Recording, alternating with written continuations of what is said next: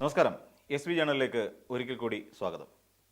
എന്നും പറയാറുള്ളത് പോലെ തന്നെ നമ്മുടെ വീഡിയോയുമായി ബന്ധപ്പെട്ടിട്ടുള്ള നിങ്ങളുടെ അഭിപ്രായങ്ങളും അതോടൊപ്പം അഭിപ്രായ വ്യത്യാസങ്ങളും കമൻറ്റുകളായി രേഖപ്പെടുത്താൻ മറക്കരുത്. ഇന്നും വളരെ നാടകീയമായ രംഗങ്ങൾക്കാണ് സഭ സാക്ഷ്യം വഹിച്ചത്. എന്താണെന്ന് ചോദിച്ചു കഴിഞ്ഞാൽ പതിവ് പോലെ തന്നെ പ്രതിപക്ഷം ഒരു പ്ലക്കാർഡും ഒക്കെ ഉയർത്തി ബാനറും ഒക്കെ പിടിച്ചുകൊണ്ട് സ്പീക്കർ ഡയസിന് നേരെ വരികയും ആ സ്പീക്കറുടെ മുഖം മറഞ്ഞു പോകുന്ന രീതിയിൽ ആ ബാനർ ഉയർത്തിപ്പിടിക്കുകയും ചെയ്തുകൊണ്ട് സഭ ബഹിഷ്കരിച്ചു. സ്വാഭാവികം നടപടിയാണ്. കഴിഞ്ഞ കുറച്ച് നാളുകളായി പ്രതിപക്ഷത്തെ സംബന്ധിച്ചിടത്തോളം ഇങ്ങനെ ഇറങ്ങിപ്പോകുന്നതാണ് ഉചിതം എന്ന് തോന്നിയിട്ടുണ്ടാകും. അപ്പോഴും അവരെ ഉയർത്തിക്കൊണ്ടുവരുന്ന ചില വാദങ്ങളിൽ വളരെ പ്രധാനപ്പെട്ടത് ശബരിമല സ്വർണ്ണക്കൊള്ളയുമായി ബന്ധപ്പെട്ടത് തന്നെയാണ്. അതിൽ കടകംപള്ളി സുരേന്ദ്രൻ കുറ്റക്കാരനാണ്, മന്ത്രി വി എൻ വാസവൻ കുറ്റക്കാരനാണ്, വി എൻ വാസവൻ രാജിവെക്കണം എന്നുള്ളതാണ് അവരുടെ ആവശ്യം. അതോടൊപ്പം കടകംപള്ളി സുരേന്ദ്രനെതിരെ നടപടിയും ഉണ്ടാകണം.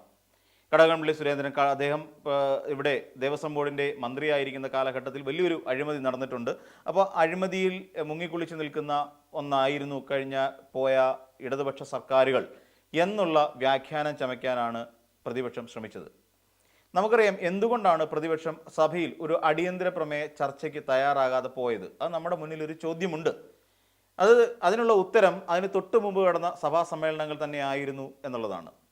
അവിടെ സഭ കൂടുന്ന സമയത്ത് പ്രതിപക്ഷം കൊണ്ടുവരുന്ന ഏതൊരു അടിയന്തര പ്രമേയത്തെയും വസ്തുനിഷ്ഠമായി വെട്ടി പൊളിച്ച് കളയാൻ കൃത്യമായി അന്ന് മന്ത്രിമാർക്ക് കഴിഞ്ഞു എന്നുള്ളതാണ് അതിനകത്തിലെ ഏറ്റവും പ്രധാന സവിശേഷത. അതുകൊണ്ട് തന്നെ അടിയന്തര പ്രമേയങ്ങളെല്ലാം പ്രതിപക്ഷത്തിൻ്റെ അടിയന്തിരമായി മാറുന്ന കാഴ്ചയും നമ്മൾ കണ്ടതാണ്. അപ്പോൾ അങ്ങനെ ഒരു ഭയം ഈ പറയുന്ന വി ഡി സതീശനും കൂട്ടർക്കുമുണ്ട് എന്നുള്ളത് യാഥാർത്ഥ്യമാണ്. അപ്പോൾ അങ്ങനെയുള്ളൊരു പ്രശ്നമുള്ളത് കൊണ്ട് തന്നെ ഇനിയൊരു അടിയന്തര പ്രമേയം കൂടി അവതരിപ്പിച്ച് സ്വയം ഇളിഭ്യരാകാൻ ഞങ്ങൾ തയ്യാറല്ല എന്നുറക്കെ പ്രഖ്യാപിച്ചുകൊണ്ട് പോറ്റിയെ കയറ്റിയത് ആരപ്പ എന്ന അവരുടെ ദേശീയ ഗാനവും ആലപിച്ചുകൊണ്ട് അവർ പതുക്കെ അവിടെ നിറങ്ങിപ്പോവുകയും ചെയ്തു. എന്നാൽ ചില ചോദ്യങ്ങൾ ഇപ്പോഴും നമ്മളുടെ മുന്നിൽ ഉത്തരം കിട്ടാതെ കിടപ്പുണ്ട്. ആ ചോദ്യങ്ങളിൽ ഏറ്റവും പ്രധാനപ്പെട്ടത് ഇപ്പോൾ ഒരു പുതിയ വാർത്ത വന്നുകൊണ്ടിരിക്കുന്നു. അതായത് KPCC അധ്യക്ഷ സ്ഥാനത്തേക്ക് ആന്റണിയെ നിയമിക്കാൻ തീരുമാനം എന്നുള്ളതാണ്. അതേ കാരണം ഒരു മുൻഗണന ആന്റണിക്കാണ്. സഭയുടെ പേര് പറയുന്നുണ്ടെങ്കിൽ തന്നെയും പിന്നെ മറ്റൊരു കാര്യം കൂടി അതിനകത്ത് നമ്മൾ വായിച്ചെടുക്കേണ്ടതുണ്ട്. ഈ ആന്റണിക്ക് ഈ പ്രിയങ്ക ഗാന്ധിയുടെ കോൺഗ്രസിൻ്റെ വയനാട് MP ആയ പ്രിയങ്ക ഗാന്ധിയുടെ ഭർത്താവായ റോബർട്ട് വാദ്ര എന്ന് പറയുന്ന ഒരു കച്ചവടക്കാരനുമായി ഒരു വ്യവസായിയുമായി വളരെ അടുത്ത ബന്ധമുണ്ട്. അതുകൊണ്ട് തന്നെയാണ് ഹൈക്കമാൻഡ് ആന്റണിയുടെ പേര് KPCC അധ്യക്ഷ സ്ഥാനത്തേക്ക് നിർദ്ദേശിക്കുന്നത് എന്നുള്ള രീതിയിലുള്ള വാർത്തകളും പുറത്തേക്ക് വന്നുകൊണ്ടിരിക്കുന്നു. അപ്പോൾ നമുക്ക് ഇതൊന്ന് കൂട്ടി വായിച്ചു നോക്കാം. ഞാൻ നേരത്തെ സൂചിപ്പിച്ച ഉത്തരം കിട്ടാത്ത ചോദ്യം, എങ്ങനെയാണ് ഉണ്ണികൃഷ്ണൻ പോറ്റി എന്ന് പറയുന്ന വ്യക്തി ആന്റണിയുടെയും ഇനിയിപ്പോൾ അടൂർ പ്രകാശിൻ്റെ പേര് രണ്ടാമത് പറഞ്ഞാൽ മതി, ആന്റണിയുടെയും അടൂർ പ്രകാശിൻ്റെയും ഒപ്പം ഈ സോണിയാഗാന്ധിയുടെ ഈ വീട്ടിൽ എങ്ങനെ എത്തി? ഇതാണ് നമ്മുടെ ഒരു പ്രധാനപ്പെട്ട ഒരു ചോദ്യം. ഈ ചോദ്യത്തിനുള്ള ഉത്തരം ഇതുവരെയായി പറയാൻ ഒരു നേതാവിനും ഒരു കോൺഗ്രസ് നേതാവിനും കഴിഞ്ഞിട്ടില്ല എന്നുള്ളതാണ് ഇതിനകത്തിലെ പ്രധാനപ്പെട്ട വൈരുദ്ധ്യം. അടൂർ പ്രകാശിനോട് ചോദിച്ചപ്പോൾ ഈ പോറ്റി പറഞ്ഞിട്ടാണ് ഞാൻ ചെന്നത് എന്ന് പറഞ്ഞു. ആന്റണിക്കും ഇത് സംബന്ധിച്ച് വ്യക്തമായ ഒരു ഉത്തരം ആർക്കും നൽകാനില്ല. അപ്പോൾ കോൺഗ്രസ്സുകാരെ സംബന്ധിച്ചിടത്തോളം അവരുടെ ഉന്നത നേതാവാണ് ഈ പറയുന്ന സോണിയാഗാന്ധി UPAയുടെ ചെയർമാൻ സ്ഥാനത്ത് അല്ലെങ്കിൽ ചെയർപേഴ്സൺ സ്ഥാനത്തിരിക്കുന്ന സമയത്താണ് ഈ പറയുന്ന ഉണ്ണികൃഷ്ണൻ പോറ്റി അവിടെ സോണിയാഗാന്ധിയുമായി കൂടിക്കാഴ്ച നടത്തിയത്. ആ സമയത്ത് ഈ സോണിയാഗാന്ധിക്കുള്ള സെക്യൂരിറ്റി സംവിധാനത്തെക്കുറിച്ചും സുരക്ഷാ സംവിധാനത്തെക്കുറിച്ചും ക്രമീകരണങ്ങളെക്കുറിച്ചും നമുക്ക് രാജ്യത്തുള്ള ഒരുമാതിരിപ്പെട്ട എല്ലാവർക്കും അറിയാവുന്ന കാര്യമാണ്. അതിനെല്ലാം മറികടന്നുകൊണ്ട് ഈ ഉണ്ണികൃഷ്ണൻ പോറ്റിക്ക് അവിടെ എത്തണമെങ്കിൽ ഉണ്ണികൃഷ്ണൻ പോറ്റിക്ക് എത്രത്തോളം രാഷ്ട്രീയ പ്രാധാന്യവും അതോടൊപ്പം തന്നെ വ്യക്തി പ്രാധാന്യവുമുണ്ട് എന്നുള്ളതാണ് നമ്മൾ മനസ്സിലാക്കേണ്ട ഒരു കാര്യം. എന്നാൽ ഇത് സംബന്ധിച്ചുള്ള ഒരു വിവരങ്ങളും ഇവരാരും പുറത്തുവിട്ടിട്ടില്ല. ആന്റണിക്കും അറിയില്ല, അടൂർ പ്രകാശിനും അറിയില്ല. ഉണ്ണികൃഷ്ണൻ പോറ്റി വിളിച്ചതുകൊണ്ട് അവിടേക്ക് എത്തി. കേരളത്തിലെ ഏറ്റവും തലമുതിർന്ന അല്ലെങ്കിൽ ഏറ്റവും പ്രസക്തിയുള്ള ഒരു നേതാവാണ് K കരുണാകരൻ എന്നുള്ള കാര്യത്തിൽ നമുക്ക് ആർക്കും സംശയമില്ല. ആ K കരുണാകരന് പോലും സാധ്യമാകാതിരുന്ന സോണിയാ ദർശനം എങ്ങനെ ഉണ്ണികൃഷ്ണൻ പോറ്റിക്ക് സാധ്യമായി എന്നൊരു ചോദ്യം നമ്മുടെ മുന്നിലില്ലേ? ഉണ്ട്. അപ്പോഴാണ് നേരത്തെ നമ്മൾ സൂചിപ്പിച്ച KPCC അധ്യക്ഷ നിയമനവുമായി ബന്ധപ്പെട്ടുകൊണ്ട് റോബർട്ട് വാദ്ര എന്ന് പറയുന്ന ആളുമായുള്ള ഒരു ബന്ധം നമ്മളിവിടെ പരിഗണിക്കേണ്ടത്. സിമ്പിളാണ്. ഉത്തരം ഏകദേശം നമുക്ക് ഏറെക്കുറെ കാര്യങ്ങൾ തെളിവായി വരുന്നുണ്ട്. ആ സമയത്ത് അവിടെ ഉണ്ടായിരുന്ന മറ്റൊരാളാണ് ഈ പറയുന്ന നമ്മുടെ ഗോവർദ്ധൻ എന്ന് പറയുന്ന റോത്തം ജ്വല്ലറിയുടെ ഉടമ ബെല്ലാരിയിൽ. അപ്പോൾ ഇവർ ഇത്രയും പേരും കൂടി ചേർന്നിട്ടാണ് സോണിയാഗാന്ധിയെ പോയി കണ്ടത്. ഇതിനു മുമ്പ് നമ്മൾ ചോദിച്ച ചില ചോദ്യങ്ങളുണ്ട്. സോണിയാഗാന്ധിയെ ഉണ്ണികൃഷ്ണൻ പോറ്റിക്ക് അല്ലെങ്കിൽ ഉണ്ണികൃഷ്ണൻ പോറ്റി സന്ദർശിക്കാൻ എന്തെങ്കിലും കാരണങ്ങളുണ്ടോ? ആ കാരണങ്ങളെക്കുറിച്ചാണ് അറിയേണ്ടത്. ഇനി അഥവാ ഉണ്ണികൃഷ്ണൻ പോറ്റിക്ക് ഇത്ര പ്രാധാന്യത്തോടു കൂടി അവിടെ ഒരു സന്ദർശനം അനുവദിക്കണമെങ്കിൽ അദ്ദേഹം മറ്റ് കാര്യങ്ങൾ കോൺഗ്രസിൻ്റെ തന്നെ ഒരു സമുന്നതനായ നേതാവല്ല, മറ്റേതെങ്കിലും ഒരു രാഷ്ട്രീയ പാർട്ടിയുടെയോ അല്ലെങ്കിൽ UPAയുമായി ബന്ധപ്പെട്ട് നിൽക്കുന്ന ഏതെങ്കിലും ഒരു രാഷ്ട്രീയ പാർട്ടിയുടെ ഉന്നത നേതാവല്ല. അതോടൊപ്പം ഈ ശബരിമലയുമായി ബന്ധപ്പെട്ട് നോക്കുകയാണെങ്കിൽ ശബരിമലയുടെ ഒരു വലിയ പ്രധാനപ്പെട്ട ഔദ്യോഗിക പദവി വഹിക്കുന്ന ഒരു വ്യക്തിയല്ല, തന്ത്രിയല്ല, ഇതൊന്നുമല്ല. അപ്പോൾ എങ്ങനെയാണ് ഉണ്ണികൃഷ്ണൻ പോറ്റിക്ക് അവിടെ ദർശനം കിട്ടിയത് അല്ലെങ്കിൽ സന്ദർശനാനുമതി കിട്ടിയത് എന്നൊരു ചോദ്യം നമ്മുടെ മുന്നിൽ എപ്പോഴും ഉയർന്നു നിൽക്കുന്ന ഒന്നാണ്. ആ ചോദ്യത്തിനൊരു ഉത്തരം ഇന്ന് വരെ മതിയായ അല്ലെങ്കിൽ സാറ്റിസ്ഫൈയിങ് എന്ന് പറയുന്ന ഒരു ഉത്തരം നമുക്ക് ലഭിച്ചിട്ടില്ല എന്നുള്ളതാണ് നമുക്ക് സംശയത്തിനിട നൽകുന്ന മറ്റൊരു കാര്യം. ഇവിടെ VD സതീശൻ VN വാസവൻ രാജിവെക്കണമെന്ന് പറയുന്നു, മറ്റൊരു അടുത്ത് കടകംപള്ളി സുരേന്ദ്രൻ കുറ്റക്കാരനാണ് എന്ന് പറയുകയും ചെയ്യുന്നു.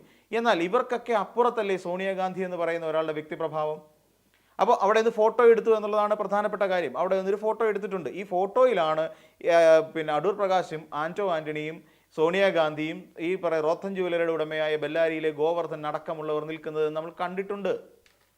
അപ്പോൾ ഇങ്ങനെ ഒരു ബന്ധം തീർച്ചയായും സോണിയാഗാന്ധിയുമായി ഉണ്ടാക്കിയെടുത്തതോ അല്ലെങ്കിൽ ഈ പറയുന്ന റോബർട്ട് വാദ്ര എന്ന് പറയുന്ന പ്രിയങ്ക ഗാന്ധിയുടെ ഭർത്താവുമായി ഉണ്ടാക്കിയെടുത്ത ആ ഒരു ബന്ധമോ ആയിരിക്കാം ഈ സന്ദർശനത്തിന് പിന്നിലുള്ളത്. നമുക്കപ്പോൾ റോബർട്ട് വാദ്ര ആരാണ് എന്നുള്ളത്. റോബർട്ട് വാദ്ര ഇവിടെ BJPക്ക് കോടിക്കണക്കിന് രൂപ, ഏകദേശം 100 കോടിയിലധികം 172ഓളം കോടി രൂപ അവർക്ക് ഈ ഇലക്ടറൽ ബോണ്ട് എന്നുള്ള പേരിൽ സംഭാവന ചെയ്ത ഒരു വ്യക്തിയാണ് റോബർട്ട് വാദ്ര. നമുക്കറിയാം BJPക്ക് അവരുടെ സംഘടനാ പ്രവർത്തനത്തിന് വേണ്ടി ഇത്രയും വലിയ തുക സംഭാവന ചെയ്ത ഒരാളാണ് റോബർട്ട് വാദ്ര. അതായത് പ്രിയങ്ക ഗാന്ധി എന്ന് പറയുന്ന കോൺഗ്രസ്സുകാരുടെ കണ്ണിലുണ്ണിയും സ്വന്തം പെങ്ങളൂട്ടിയുമായ വയനാട്ടിലെ MP. അപ്പോൾ എങ്ങനെയാ ഇതിൻ്റെ ഒരു കണക്ഷൻ നമുക്ക് സ്വാഭാവികമായി നമുക്ക് ചിന്തിക്കാവുന്നതേ ഉള്ളൂ. അപ്പോൾ ഈ പറയുന്ന നമ്മുടെ ഉണ്ണികൃഷ്ണൻ പോറ്റി ആരുമായിട്ടായിരിക്കാം ആദ്യം മുട്ടിച്ചു കൊടുത്തിട്ടുണ്ടാവുക എന്നുള്ളത്? ആന്റോ ആന്റണി വഴി ആദ്യം മുട്ടിച്ചിട്ടുണ്ടാവുക ഒരു പക്ഷേ, ഇതെല്ലാം നമ്മുടെ ഒരു ഗസ്സിങ് ആണ്, ഒരു പക്ഷേ മുട്ടിച്ചിട്ടുണ്ടാവുക ഈ റോബർട്ട് വാദ്രയുമായിട്ടായിരിക്കാം. അപ്പോൾ അങ്ങനെ റോബർട്ട് വാദ്രയുടെ പ്രത്യേക നിർദ്ദേശത്തെ തുടർന്നായിരിക്കാം അമ്മാവിയമ്മ കൂടിയായ, അതായത് മദർ ഇൻ ലോ ആണല്ലോ റോബർട്ട് വാദ്രയുടെ ഈ സോണിയാഗാന്ധി, അതുവഴിയും ഇങ്ങനെ ആയിക്കൂടെ എന്ന് നമുക്ക് ചിന്തിക്കുന്നതിൽ തെറ്റില്ല. അപ്പോൾ ഇതിനകത്തിലെ ഏറ്റവും പ്രധാനപ്പെട്ട കക്ഷി ആന്റോ ആന്റണിയും റോബർട്ട് വാദ്രയും അടങ്ങുന്ന ഒരു വലിയ സംഘം. റോബർട്ട് വാദ്ര ആരാണെന്ന് നമുക്കറിയാം, അതും ഒരു വലിയ വ്യവസായി കൂടിയാണ് എന്നുള്ള വളരെ വസ്തുനിഷ്ഠമായ കാര്യം നമുക്കറിയാം. അപ്പോൾ ഈ രീതിയിൽ ഒരു അന്വേഷണത്തിൻ്റെ ആവശ്യം ഉണ്ടാകില്ലേ എന്ന് നമുക്ക് സ്വാഭാവികമായി സംശയിക്കാം. കാരണം എന്താണെന്ന് ചോദിച്ചാൽ ഈ പറയുന്ന ഈ പുതിയ വാർത്ത കൂടി KPCC അധ്യക്ഷ സ്ഥാനത്തേക്ക് ആന്റോ ആന്റണിയെ പരിഗണിക്കുന്നു എന്ന് പറയുന്ന ഒരു വാർത്ത വരുമ്പോൾ നമുക്ക് ഇതും ചേർത്ത് വെച്ചുകൊണ്ട് നമുക്ക് വായിക്കേണ്ടി വരും. ആ ഫോട്ടോയിൽ ആന്റോ ആന്റണി ഉണ്ടായിരുന്നു. ആന്റോ ആന്റണി KPCC അധ്യക്ഷനായി വരാൻ പോകുന്നു. അങ്ങനെ വരികയാണെങ്കിൽ റോബർട്ട് വാദ്രയുടെ പ്രത്യേക നിർദ്ദേശത്തെ തുടർന്ന്, കാര്യം ഇവർ തമ്മിലുള്ള ഇരിപ്പോശം വെച്ച് പ്രത്യേക നിർദ്ദേശത്തെ തുടർന്ന് ഹൈക്കമാൻഡിൻ്റെ തീരുമാനമാണ് എന്നും വരുന്നു. അപ്പോൾ എവിടെയൊക്കെയോ ചില സ്പെല്ലിംഗ് മിസ്റ്റേക്കുകൾ നമുക്ക് അനുഭവവേദ്യമാകാനുള്ള എല്ലാ സാധ്യതകളും ഇതിനകത്തുണ്ട് ഈ ഒരു അന്വേഷണവുമായി ബന്ധപ്പെട്ടുകൊണ്ട്. പിന്നെ അങ്ങനെ ഇപ്പോൾ VN വാസവനെ അറസ്റ്റ് ചെയ്യണം, കടകംപള്ളി സുരേന്ദ്രൻ കുറ്റക്കാരനാണ്. പിന്നെ അതോടൊപ്പം ഇപ്പോൾ ഹൈക്കോടതിയുടെ മേൽനോട്ടത്തിൽ SIT നടത്തിക്കൊണ്ടിരിക്കുന്ന ഈ അന്വേഷണം അത്ര നല്ല രീതിയിലല്ല പോകുന്നത്.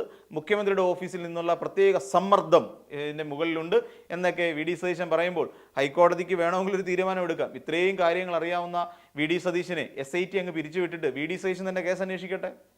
VD സതീശൻ കേസ് അന്വേഷിച്ച് ഈ പറയുന്ന VN വാസവനെയും കടകംപള്ളി സുരേന്ദ്രനെയും എല്ലാം അറസ്റ്റ് ചെയ്യട്ടെന്നേ. പിന്നെ ശാസ്ത്രീയ പരിശോധനകളും രാസപരിശോധന ഉൾപ്പെടെയുള്ള കാര്യങ്ങൾ VD സതീശൻ നടത്തിക്കോട്ടെന്നേ. അത് KPCCക്ക് അന്വേഷണം വിട്ടുകൊടുത്താൽ കുറച്ചുകൂടെ നന്നായിരിക്കുമെന്ന് തോന്നുന്നു. കാരണം ഇവർക്കറിയാം കുറ്റക്കാരൊക്കെയാണെന്ന്. എല്ലാത്തിനും തെളിവുകൾ ഉണ്ടെന്നാണ് VD സതീശൻ തന്നെ പറയുന്നത്. കടകംപള്ളിയെ കൊടുക്കാനുള്ള തെളിവുകൾ VD സതീശൻ്റെ കയ്യിലുണ്ട്. പക്ഷേ അതെല്ലാം ഞാൻ കോടതി ഹാജരാക്കിയുള്ളൂ, എന്തുകൊണ്ട് പുറത്തു വിട്ടുകൂടാ? ഇത്രയും നല്ലൊരു സാഹചര്യം ഈ മാധ്യമങ്ങളെല്ലാം VD സതീശൻ പറയുന്നത് തൊണ്ട തൊടാതെ വിഴുങ്ങാൻ വേണ്ടി കാത്തു കെട്ടി കിടക്കുകയാണ്. ആ സമയത്ത് ആ മാധ്യമങ്ങൾക്ക് മുന്നിലേക്ക് എൻ്റെ കയ്യിലുണ്ട് തെളിവുകൾ എന്നും പറഞ്ഞിട്ട് ഇങ്ങനെ കാണിച്ചാലും മതി. തെളിവായില്ലേ, രേഖയായില്ലേ? അപ്പോൾ ഇങ്ങനെയൊക്കെ കാണിച്ചു കൊടുത്തേക്കണം. അപ്പോൾ ആ രേഖകളെടുത്ത് മാധ്യമങ്ങളുടെ മുന്നിൽ പുറത്തേക്ക് വിടണം. മാധ്യമങ്ങളുടെ മുന്നിലേക്ക് വെച്ചു കൊടുത്തു കഴിയുമ്പോൾ ഇതിൽ വലിയൊരു പബ്ലിസിറ്റി ഉണ്ടാകാനില്ലല്ലോ. അങ്ങനെ വരികയാണെങ്കിൽ ഈ പറയുന്ന കടകംപള്ളി സുരേന്ദ്രനെ അറസ്റ്റ് ചെയ്യണമെന്ന് മാധ്യമങ്ങൾക്ക് ശക്തമായി പറയാൻ കഴിയും. VN വാസവന് എതിരായിട്ടുള്ള തെളിവുകൾ മാധ്യമങ്ങൾ വഴി പുറത്തു വിടൂ. പുറത്ത് വിട്ട് കഴിയുമ്പോൾ ഇവിടെ മനസ്സിലാക്കാൻ സാധിക്കും ഈ വി.എൻ. വാസവൻ കള്ളനാണ് എന്ന് നമുക്ക് മനസ്സിലാക്കാൻ സാധിക്കും. ജനങ്ങളുടെ മുമ്പിൽ തൊലിയുരിച്ച് കാണിച്ചാൽ പോരെ? നിങ്ങൾക്ക് വേണ്ടത് വോട്ടല്ലേ? അല്ലാതെ ഈ പറയുന്ന കടകംപള്ളി സുരേന്ദ്രൻ ശിക്ഷിക്കപ്പെടണമെന്നോ വി.എൻ. വാസവൻ ശിക്ഷിക്കപ്പെടണമെന്നോ ഉള്ള ആഗ്രഹമല്ലല്ലോ നിങ്ങൾക്കുള്ളത്. ഈ വരാൻ പോകുന്ന തെരഞ്ഞെടുപ്പിൽ വോട്ട് നേടാൻ വേണ്ടി ഇടതുപക്ഷത്തെ വില കുറച്ച് കാണിക്കണം. ഇതല്ലേ തന്ത്രം? ഈ തന്ത്രത്തിന് ഇത് പോരെ? അപ്പോൾ ആ തെളിവുകൾ ധൈര്യമായി പുറത്തുവിടും, മാധ്യമങ്ങൾ പബ്ലിഷ് ചെയ്യും.